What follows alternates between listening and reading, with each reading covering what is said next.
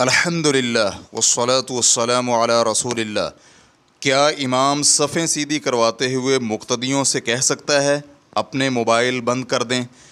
سوال کیا گیا ہے، نمازیوں کو مسجد میں داخل ہونے سے پہلے موبائل بند کرنے کی یاد دہانی کروانے کے لیے علامتی اشتہارات لگائے جاتے ہیں، لیکن پھر بھی کئی نمازی موبائل بند کرنا بھول جاتے ہیں، جس سے خود موبائل کے مالک، امام اور دیگر نمازیوں کو تشویش کا سامنا کرنا پڑتا ہے۔ تو میرا سوال یہ ہے کہ کیا امام کے لیے یہ جائز ہے کہ صفیں سیدھی کرواتے ہوئے موبائل بند کرنے کا بھی کہہ دے؟ الجواب بعون اللہ سبحانہ و تعالی۔ ہم نے یہ سوال اپنے شیخ مکرم الشیخ عبدالعزیز الراجحی حفظہ اللہ سے پوچھا تو ان کا جواب تھا، اگر اس کی ضرورت ہو تو اس میں کوئی حرج نہیں۔